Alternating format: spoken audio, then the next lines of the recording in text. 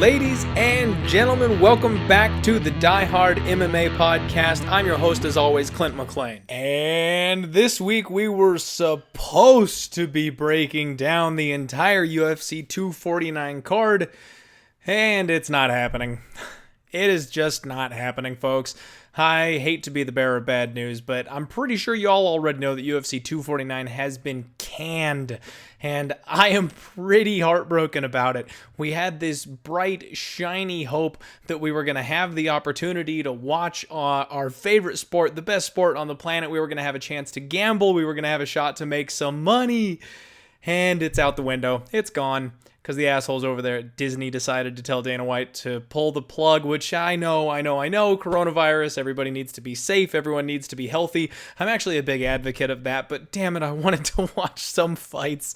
I really wanted to watch some fights. So that puts us in a bit of a weird position this week where your boy doesn't have anything to talk about. But wait, the UFC machine has continued rolling and there is plenty to talk about. Let's dig right on in.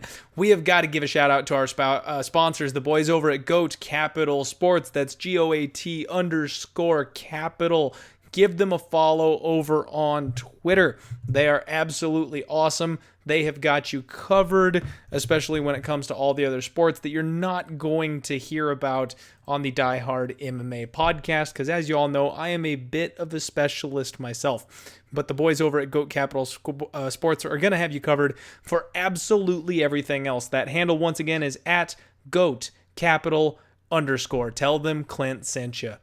So first things first, let's talk about the utter disappointment that is UFC 249 being canceled. We had 3 bets that I had already gone official on, and yikes, they're just gone. Unfortunately, we're not gonna get to have those fights. Most of those bets, I assume, have been refunded to everybody if you got in on the action. But you know what? Some of them may just be coming back right around the corner. Just before I sat down to do the podcast, Brett Okamoto, who's a fantastic follow for Breaking MMA News on Twitter, has broken the news that Dana White has agreed or is targeting May 9th for the next UFC event. That is right, just 3 weeks away. So we're not going to get MMA on the 18th this week, but hopefully, in time for May 9th, when the world has settled just a little bit, we might actually get some fights. And I know,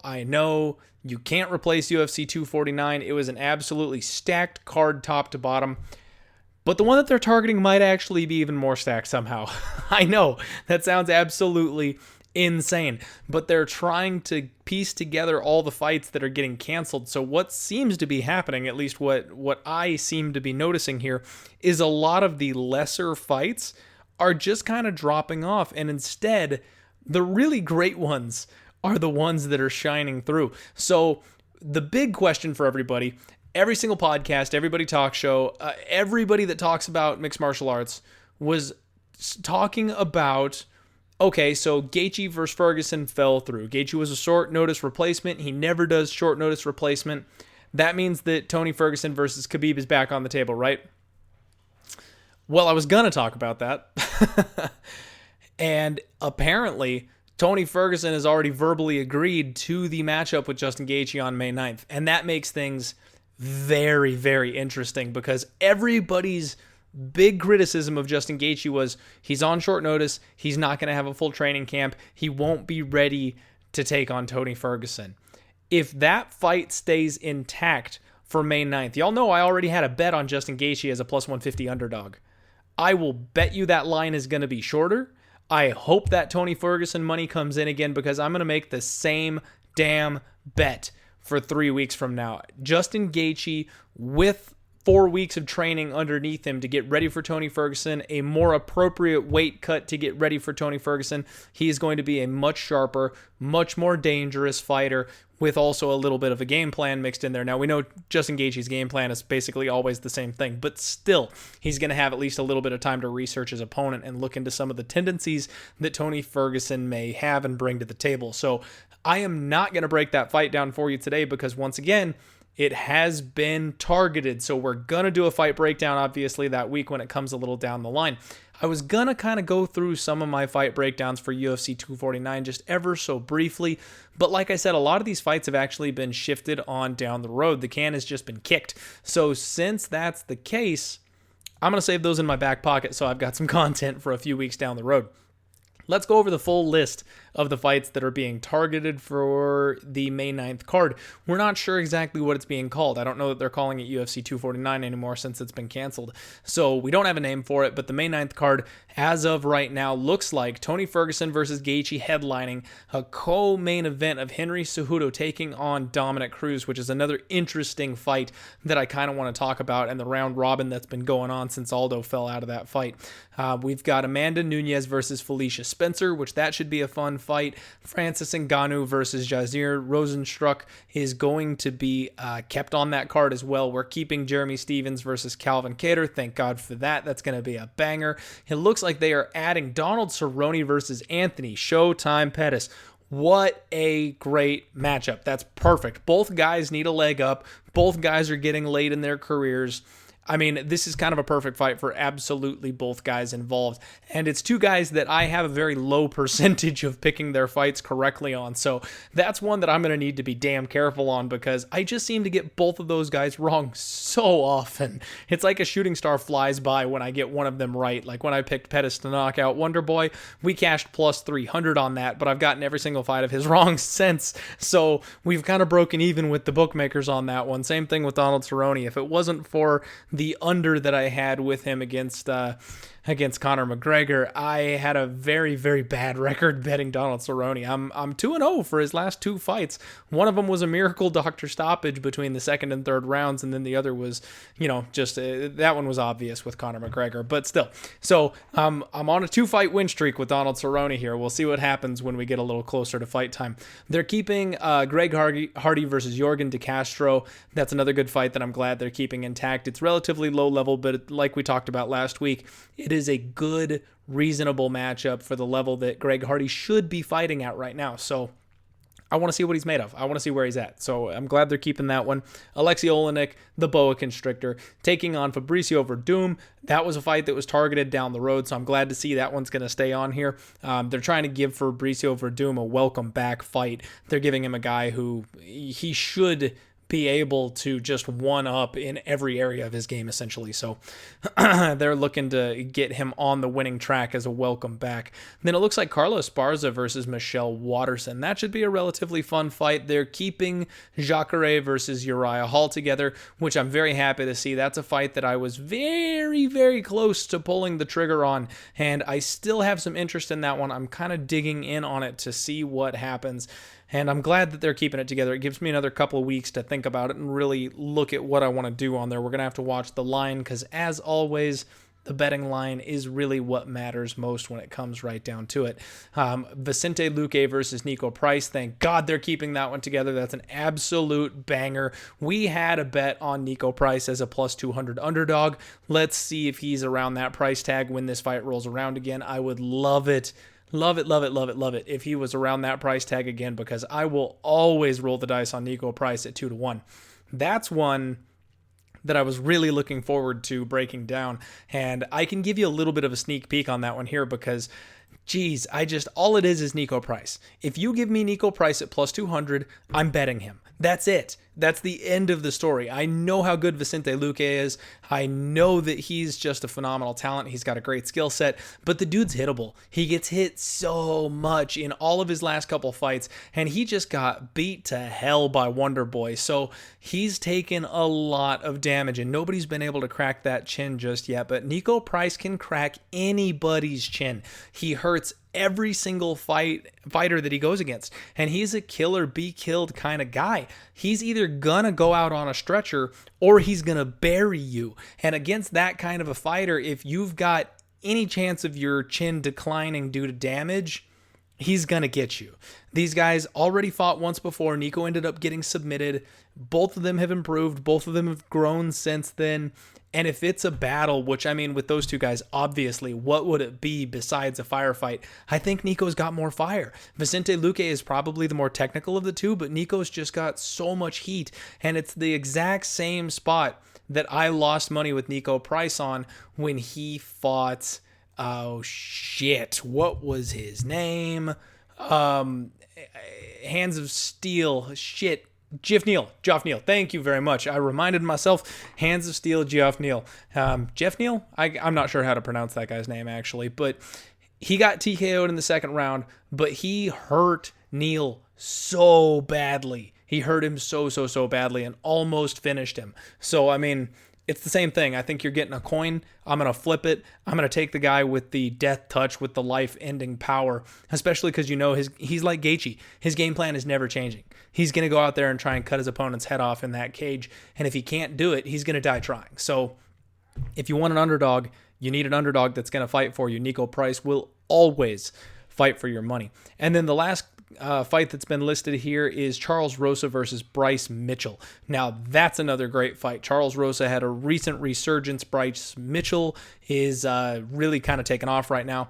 That's an awesome fight. That one should be a whole lot of action as well. So, very excited. May 9th, and obviously they're probably going to try to add a couple of other fights onto that one since we've got 3 weeks going here, but that would just be fantastic. I don't want to get too excited. I'm trying to keep myself calm because I was sold on UFC 249. I really thought UFC 249 was happening, and when it didn't, it was devastating. That hurt. That sucked really badly. That sucked. So I'm trying not to get too hyped up for this one, considering we don't know if it's going to happen or not, but I'm assuming it will happen.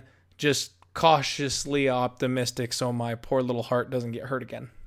So you guys are going to have to hit me up down in the comments. Let me know what you think of this one, because I'm curious what everybody thinks of Khabib versus Tony not being, you know, postponed and happening. The fact that they're trying to keep Tony versus Gaethje together is interesting. I assumed when UFC 249 went down in flames that they would just go, okay, we're going to sit back and we're going to wait for Khabib then, but everyone seems to be on board with continuing the fight with Gaethje, and I find that very interesting. So make sure you like, make sure you share the video, make sure you subscribe if you haven't, comment down below, let me know what you think of them keeping that fight together rather than waiting for Khabib.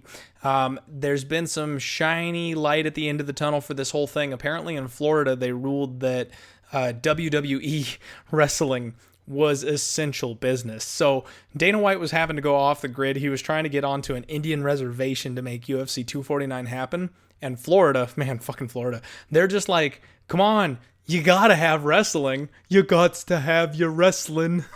So, I mean, there has to be a shot for us to get fights, right? Like, if wrestling is essential entertainment, how is MMA not essential entertainment? I don't know if Florida would be Dana White's first choice for getting this whole thing to go down. But hey, if you can get sanctioned, if you don't have to go off the grid to get these fights done, well, let's go to Florida, baby. Let's go. So the second fight on that card, the second headliner, the co-main event, Cejudo, my boy, Henry Triple C versus Dominic Cruz. This is just like the whole Tony versus Khabib dropout thing that we did 2 weeks ago. We have kind of a 3-horse race here. I mean, he was supposed to fight Jose Aldo, who nobody was excited about.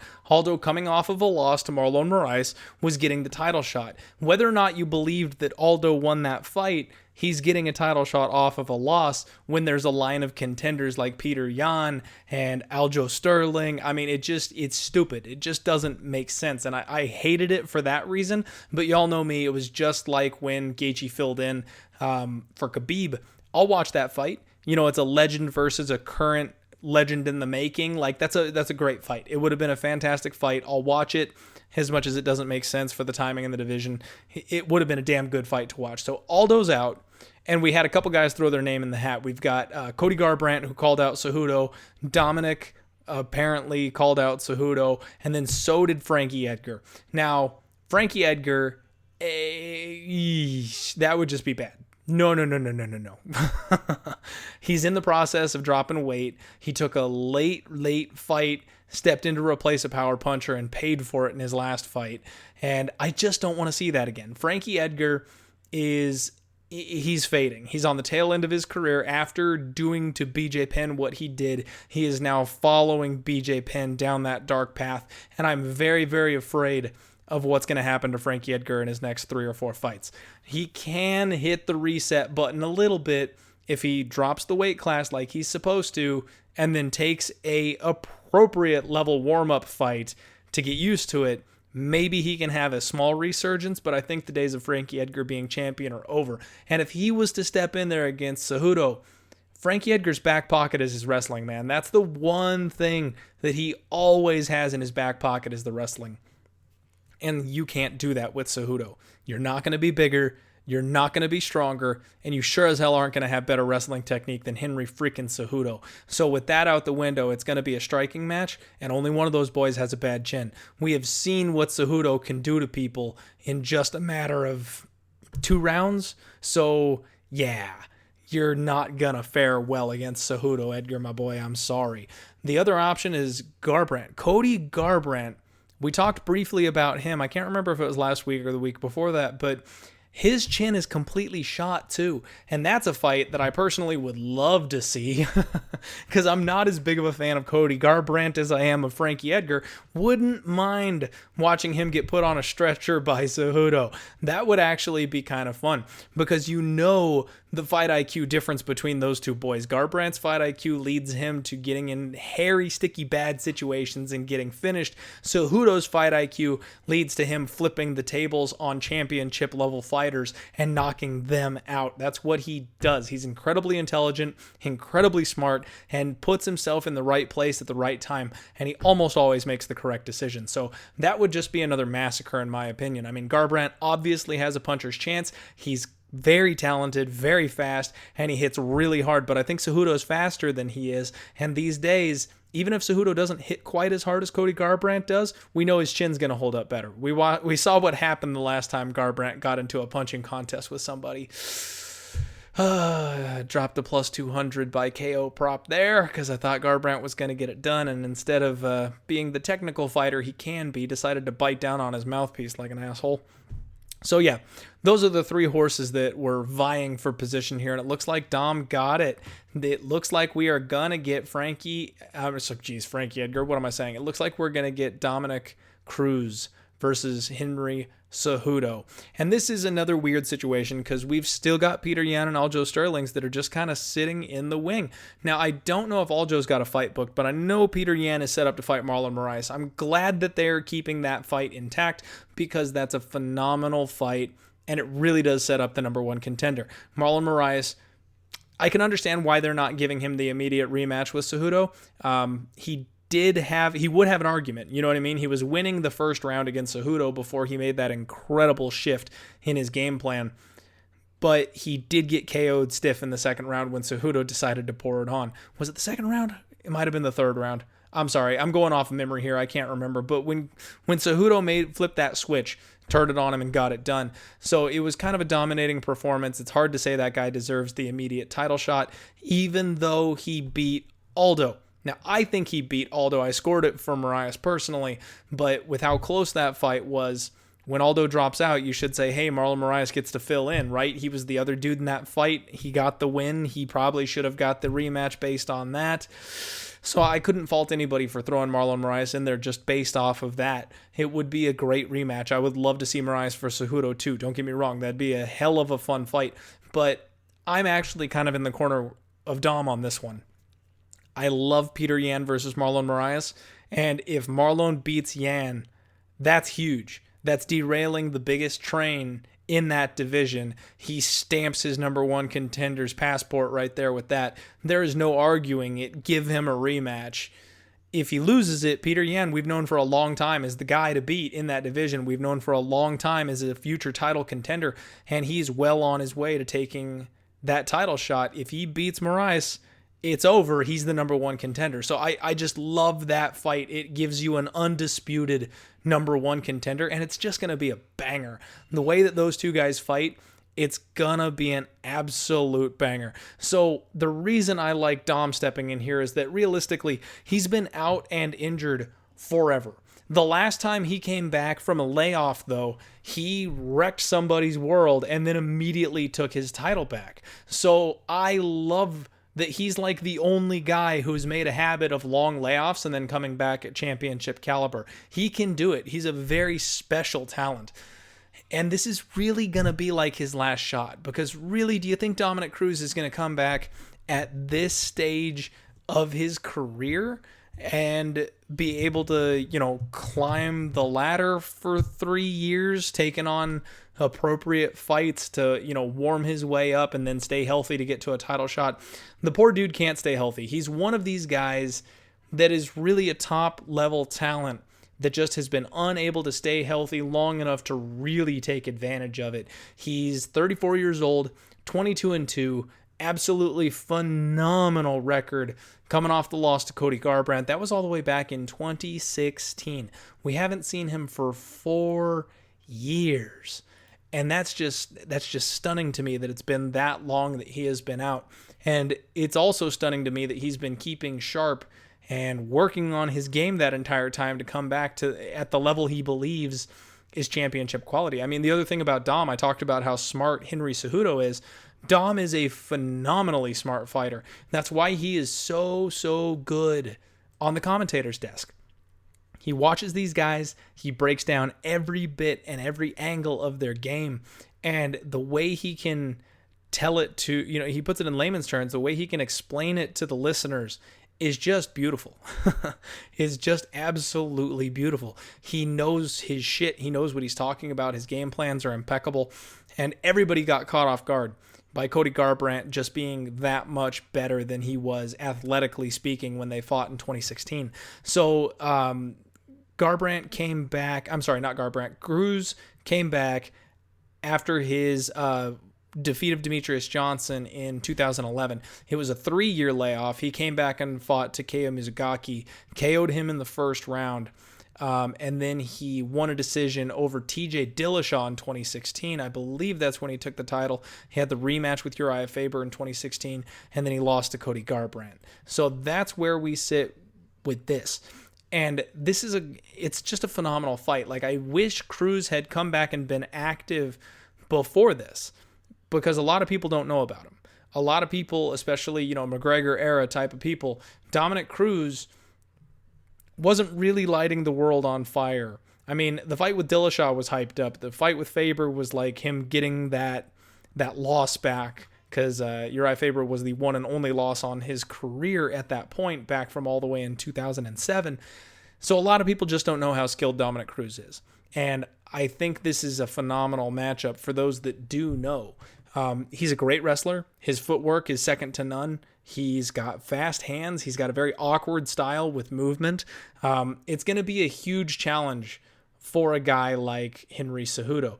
Cejudo might actually be the better wrestler, but he's going to be at a size disadvantage in this fight. And that's not that is something that he's used to, but maybe not to this extent. Dominic Cruz has kind of a long, lanky figure, a long, lanky build, and he actually was able to completely shut down Demetrius Johnson back in the day. And if that tells you anything, Cejudo and DJ are very similarly skilled. They're very similar in size and stature, and I think that Cejudo he's got more firepower than DJ does, but again, it's a similar skill set type of fight. And if Dominic Cruz is a good enough wrestler, if he's not shot to the point that he's just done, I don't know that he's gonna be prime Dominic Cruz. If we get a 2016-esque level of Dominic Cruz, he stands a decent shot here against Henry Cejudo. His counter wrestling, his footwork, it will cause problems. I mean, I am all team Henry Cejudo. I'm going to bet Henry Cejudo almost blindly until I've got a reason not to for the rest of my life, because he's just done nothing but win and show everybody up. He's been a complete money train for me from start to finish, and I'm not going to get off that thing until it gets derailed. So I'm more than likely going to have action on Henry Cejudo for this fight, especially because we don't know if we're going to get a prime Dominic Cruz. More than likely, we're not getting a prime Dominic Cruz after a 4-year injury layoff. How can he be a prime Dominic Cruz? But like I said before, there's only one man that's done this. I guess two. Dominic Cruz and GSP are the only two guys to disappear like this and then come back from it and be incredible. Cruz is the one and only who's done it off of an injury layoff. I mean, GSP just took a break. Dominic Cruz was hurt. I mean, here we go again. So if anybody can do it, it's Dominic. But I've got to assume we're not going to get the best Dominic Cruz. And if you don't get the best Dominic Cruz, then Henry Cejudo should win this thing. And I'll probably looking for that knockout prop again. With that said, if you haven't commented already, tell me who you want to see fight Cejudo, because Henry Cejudo, he's been on an injury layoff himself. This will be his first fight of 2020, obviously, and he really has kind of gone off the map since he got hurt in the middle of last year, which, geez, he was on a rampage last year. I was so upset with him getting hurt last year because he was kicking ass and taking names. If he could have just not gotten hurt, man, what a year. I really think he had an argument for Fighter of the Year last year, and if he had not gotten hurt, I would have been so excited to see what he could have done. Because if he could have taken one or two more fights last year, oh my God, like his resume would have just been absolutely incredible for 2019. Speaking of returning fighters, though, from a long layoff, rumor on the street is that Dan freaking Hardy is going to be coming out of retirement. He posted this interesting little picture of him on Instagram the other day where he's rocking the mohawk. And that's really symbolic of his fighting days. Dan Hardy got rid of the mohawk when he kind of hung up the gloves from fighting, and he's been talking forever about making a comeback to professional fighting. He's kept sharp. He's another one of these smart, intelligent game planning type of guys. And I just never thought we'd see it. I haven't really given it much thought because he's always said, maybe I'll come back. I'd like to come back. Maybe I'll come back one of these days if the right opportunity, presents itself. And then Mickey Gall called him out and he was like, I'm a fan of Mickey Gall. I want to see him succeed. I don't want to smash. I don't want to snuff out a bright light that could be a future, contender. So it just always seemed like he was playing that game of never actually returning. So I don't know how to feel about this. I don't know if I should be excited that, yes, maybe he actually will be serious and come back for a fight right now, or I don't know if maybe I should be suspicious that he's just trying to stir up some news and get the rumor mill rolling while everybody's got nothing to do. I'm not sure. I would love to see Dan Hardy come back, especially if it's an appropriate level fight. He was entertaining. He was one of those guys that just never stopped, and he was a fun fighter to watch. Very striking, heavy, very aggressive. It would be good to see him come back to the cage. I think you could probably get a good show out of it, but it's probably going to be a one and done. He's not interested, I don't think, in coming back for like a run at the title or anything like that. He seems to be one of those guys that has kind of realized he's not gonna get the belts. You know what I mean? So if he comes back and gets one fight, I'm thinking maybe, I don't know, it could be fun. I'm interested. Now, since we talked about all these boys in the division, there's one name that we've kind of left off of our lips. We touched on it just a little bit, and that's TJ Dillashaw. So with Cejudo, Edgar, Garbrandt, Dominic, Peter Yan, Aljo Sterling, the king of 135 was TJ Dillashaw. Now we know Henry Cejudo knocked out TJ at 125, but TJ was Skeletor getting down to 125. We wanted to see the immediate rematch for the 135-pound belt. That was supposed to happen, except TJ popped for EPO. We haven't seen him since. Now, he's almost done with his layoff, and I talked at length. I did a Twitter post about how I actually really love how he's handled his time here. I don't like that he cheated. I'm a fan of a clean sport. I don't want to see people getting hurt, stuff like that. But I do think that he has really manned up, and where a lot of other people have said, well, a lot of other people have just shied away from their steroid use, from getting busted, from getting caught. They always plead not guilty. They maybe just go silent and don't talk and hope people forget about it.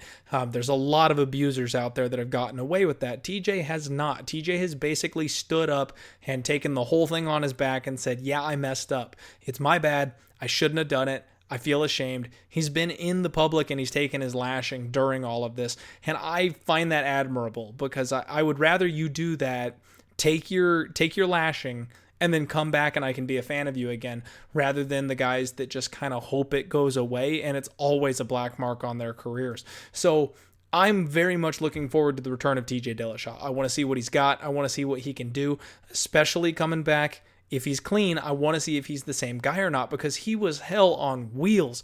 You gotta wonder if he wasn't on EPO his entire career at this point, and I want him to prove whether or not he was. That's the whole thing. I want to see if he comes back and he's got nothing in the tank, then you know what was up for basically the majority or all of his career. If he comes back and he looks like a monster again, either he got a better doctor or he's still a complete beast. And I would love to see the rematch with Cejudo at the right weight class, and any of the matchups with all those guys up top. I mean, TJ versus Garbrandt, those fights were awesome. Those fights were absolutely incredible. He actually had a great fight with Dominic as well, and I would love to see him be thrown right back in the mix up there, because he truly is one of the best, if not the best, at that weight class. Obviously, I think Cejudo is the best, but with guys like Aljo Sterling and Peter Yan knocking on the door, TJ being thrown in there with those kinds of guys, that gets my juices flowing. That gets me really excited. And from what TJ has said, the UFC have apparently agreed, or it was in the contract, that he gets immediate title shot on his return. That surprises me. This guy gets kicked out of the UFC, can't fight for, 3 years, 2 years, because of his EPO situation, and they're like, oh dude, right back to the title. Straight on back to the title. Now, if it wasn't for the cheating situation, it makes sense, because he got stripped of the belt, he didn't lose the belt. Cejudo and Marlon Moraes fought for a vacant title. I think he gave up the belt is what happened. It was kind of like getting fired. You quit before you got fired. He vacated the title before they stripped him of it. But he technically is still kind of the uncrowned king. He's been the champion of that weight class more than once, and he belongs in the top of that division. So when he comes back, I mean, first off, we got to wonder who the champion is at that point, because we've got Dom versus Cejudo, which will be a great fight, and then we've got Moraes versus Yan coming up, and I think Yan's going to win that thing. So if Yan gets the title shot, Yan Cejudo, that's a fun as hell fight. And then does TJ jump in front of Peter Yan if he comes back at that time frame, or does he have to wait? I don't know. I don't know how that's going to go. And just having TJ back in the mix, 135 is one of the most exciting weight classes that the UFC has at this point. It's really, really great that the little guys, not only are they getting the shine, they're taking the hell over right now. They are so fun to watch. The combination of speed and power, it's exactly what happened with lightweight, like, I don't want to say like 5-7 years ago, something like that. Everyone was shitting on the lightweights. They can't hit hard enough to knock anybody out. They're just going to wrestle. They're just going to submit people. You're never going to see a knockout. And then people started getting knocked the fuck out, and everyone was like, ooh, lightweight's awesome. Well, that's happening at 135 and 145 and even down at 125. The little boys, I don't want to call them little boys. Sorry, that was... Any fighters listening, I'm sorry. That was a slip of the tongue. That's not what I meant. No, the little guys are really going to be tearing it up in the next couple of, well, as long as the world gets back on track in the next couple months. Those are some of my favorite weight classes right now. I'm really looking forward to it. And I want to see TJ fight Cejudo. I hope Cejudo retains the title until TJ gets back, because if he does, that is going to be a amped up fight. And they will be able to cut one hell of a promo, very much like the one that they did with John Jones, where they really shone the light on everything that he did wrong and he was coming back for his title to face DC. If they do a promo like that for TJ versus Cejudo, the rematch, whoo, that would be fun. That'd be seriously, seriously fun. Phenomenal stylistic matchup, especially how the first fight went. I don't see how anybody wouldn't be excited to see a rematch, and I don't see how we see anything other than fireworks. Like, that's just going to be a banger. It was the first time, and it definitely will be again. So, wow. I mean, we've got to wait 3 weeks, and that sucks. That really, really sucks that we've got to wait 3 weeks, 3 long, long weeks. So I hope everybody's staying safe. I hope you're staying locked down. Keep your family close. Keep everybody healthy. But hopefully there is a light at the end of the tunnel. May 9th is now the date that we all have circled on our calendars that we're looking for. Oh, you know what? I forgot one topic. Ronda Rousey. What the hell, man?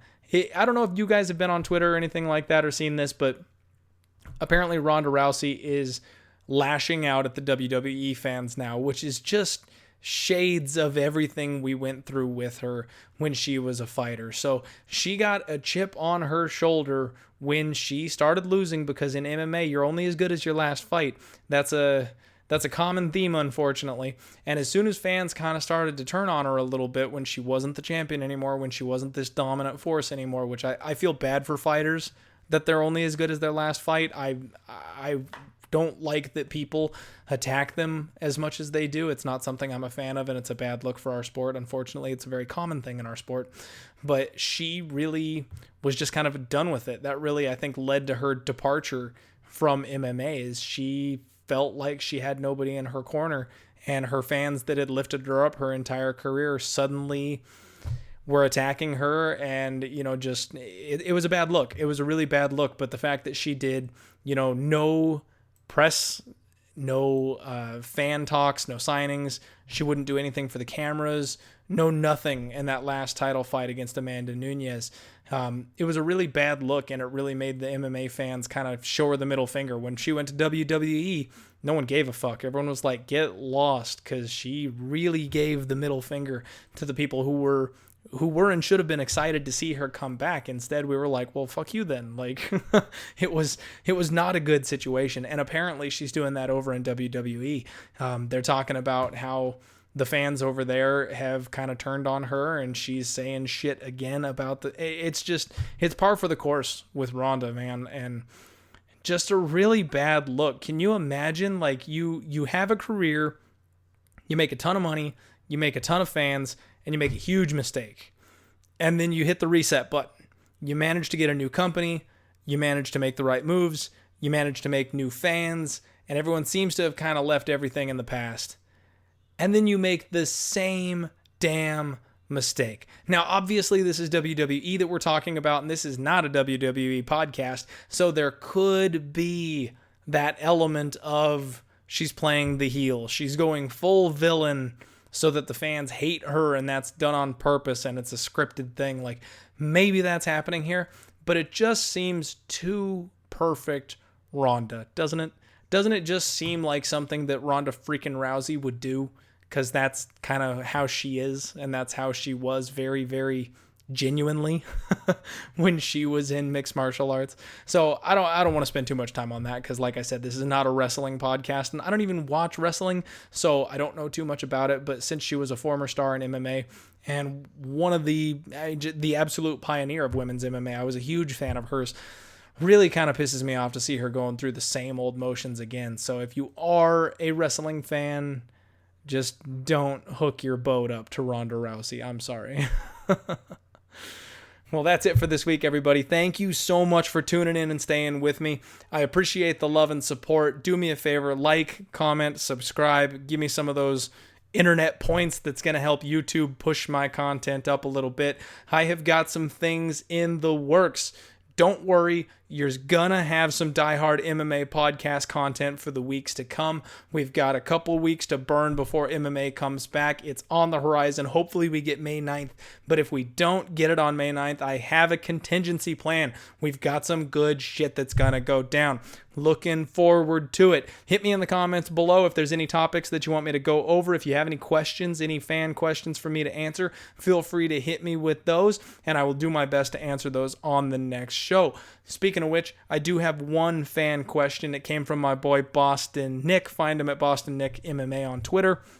He wanted to know if I had ever been in a fight, and it's kind of a sad answer. For a guy that loves MMA so much, I've trained Brazilian Jiu-Jitsu, I've done Muay Thai, I've done boxing, I wrestled. I mean, I've got all the pieces of MMA at a very low level mixed into my game here.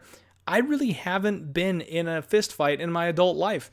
I've been very, very close. Many, many times I have been very, very close to being in fist fights. But every single time something happened to kind of break it away.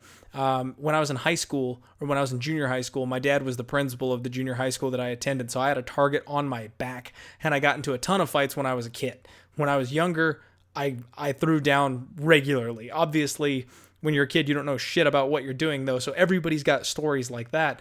But since I've been an adult, I mean, it's all been near misses. There was this one time we were in Vegas. Me and my wife and a couple of our friends went to Vegas. I felt like a pimp, all right? It was the one time in my life that I felt like an absolute pimp. All my boys canceled. We go to Vegas for Halloween. I'm like, we're going to dress up. We got some ladies, and all the boys canceled. So I'm in Vegas with 4 chicks. I've got my wife, I've got her 3 best friends, and they're all decked out for Halloween. I mean, it was pretty fantastic. I'm not going to lie. So I'm walking down the strip with these honeys with me, and I'm feeling good. We're having a good time. And apparently, which I don't know why I didn't expect this, but drunk assholes in Vegas are going to be drunk assholes in Vegas when there's hot girls. I mean, it makes sense, right? In hindsight, I'm like, oh, duh. So these women that I'm walking around with, they're not too provocative, but it's not like they were trying to hide anything either. So they look good. And there are men just catcalling them in the worst ways. Now, I'm a little old-fashioned when it comes to how I handle my situation with women and stuff like that. But I don't mind complimentary catcalls. It's, you know what I mean? Like, it's almost like a compliment from across the street. I don't mind that so much. But they were disgusting. I mean, it was not a good situation. And being the only guy there, I could feel how uncomfortable the women were getting. And this one guy, like, blew by us and tried to get the attention of one of the girls. And when she didn't give him a response, he outright called her a bitch. And I kind of changed my direction and walked between them to make it clear that I was, getting in his way of her. And I'm sorry, I can't handle that kind of thing. And I just told him, I went, don't call her a bitch. And he's like, what? And I go, she's not a bitch. Don't call her a bitch. And that was it. But naturally, when you're dealing with drunk assholes in Vegas, that type of reasonable thinking is offensive, apparently. And the next thing I knew, I was staring at a group of 5 guys and one incredibly drunk bitch.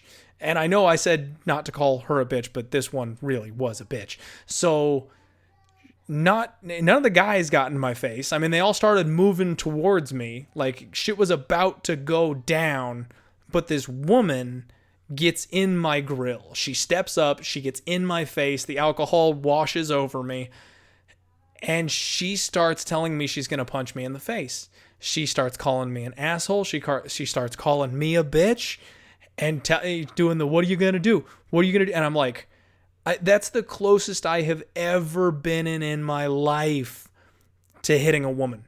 I've never hit a woman in my entire life. And I was about to lay this bitch out because she was not backing down. She was getting very offensive. And she was backed up by 5 other dudes that I was like, I'm going to have to end this and try and end it quickly because I'm going to the hospital.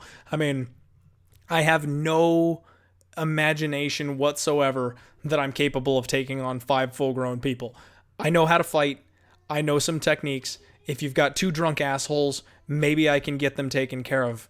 No way anything more than that. I am not an athlete anymore. I used to be. My out-of-shape ass cannot take on 5 people. So I'm sitting there going, this is going to happen. I'm spending the night in the hospital, and I just need to drop these people as quickly as possible so I can run. And I'm starting to figure out how I'm going to do that right before I cock my fist.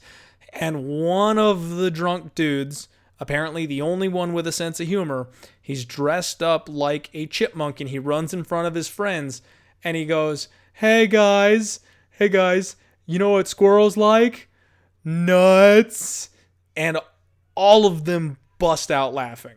All these drunk assholes just fall over themselves with laughter at the dumbest thing I've potentially ever heard. And he saved my life. I don't know who that guy is. I know he's not listening to the podcast, but I want to say thank you because he was the only one in that drunk group that was able to recognize what was about to go down.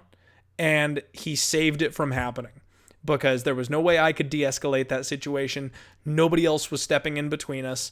And he was the only one that was able to get his asshole friends to laugh and break the tension in that spot. So I probably still have all my limbs in both of my eyes thanks to the squirrel from Vegas on Halloween a couple years ago. So I hope you guys enjoyed that story. I was going to wrap up the podcast a little bit ago, but I remembered that my boy Nick had that question for me. So there you go. That's the closest that I've been to getting into a fight in the last couple of years. And boy, was it close. It was extremely close to going down, and it was not a good situation for me. So once again, I'd like to thank you all. Thank you for tuning into the show.